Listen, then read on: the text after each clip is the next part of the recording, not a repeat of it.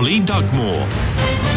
Who's to blame for the financial crisis in our councils? Michael is in Alsager in Cheshire. Michael, what would you like to say? Hi, Oli. Well, I'd like to say that it's quite clearly central government. We've had to now endure over 13 years of cuts to local government funding. I'm a local councillor in Alsager at a town level, and we're already seeing year on year the pressures. And we don't have the pressures that the principal councils have, but we don't receive any funding from central government either. But each year we're starting to see requests for contributions towards services because, quite frankly, the principal councils can't afford to run councils, to run their services. Can you put some kind of sense of scale on this, Michael? What sort of extent of budget cuts are we talking? They're quite extensive. We're seeing charges being introduced that weren't there before. We're starting to see, we're being asked for contributions towards bus services, towards libraries.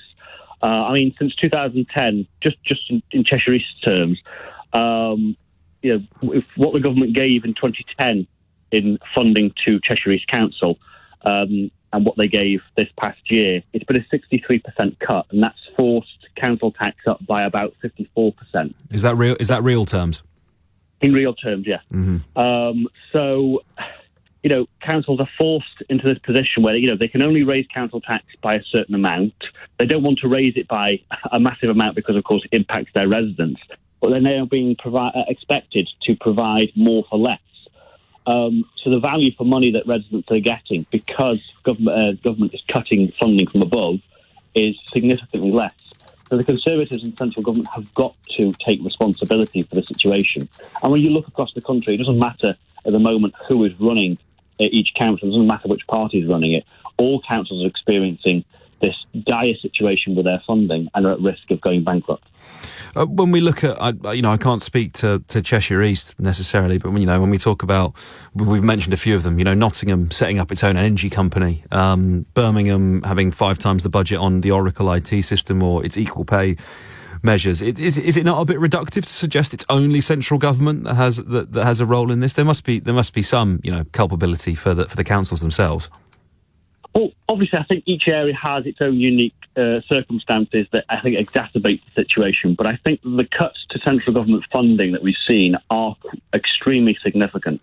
Councils, of course, are trying to do all they can to be innovative, as they are encouraged to by the government, to find new solutions to problems in their areas and solutions around funding. And councils are trying to find creative ways to solve the problems in their areas. Sometimes it doesn't always work out, but the cuts that they're seeing from central government are extremely significant. And, you have to look at how much council tax has gone up in the past decade, and you can see councils are being forced to do that year on year. So how do you see it being fixed, Michael? Is it just a simple case of a change of party at the top? Does there need to be reform of the system? What do you want to see happening? Well, I think we have to start investing into our public services. We've got to see a reform of adult social care because, as well, the biggest budget heading for every single council is adult social care. And that's something that is going up and up each year because of the pressures that system has. And because it's funded through local councils, it pretty much takes up half the budget in Cheshire East. So we've been promised adult social care reform and reform of the funding of adult social care since 2010. That hasn't been forthcoming. So that's one thing that can be done. I think we do have to look at the funding model for local councils and see, about trying to improve that and see if we can try to improve systems of devolution and the whole council system as well. We've got to try and do better than this. Yeah, a national care service doesn't sound like too bad an idea, does it, Michael? Thank you for bringing your expertise.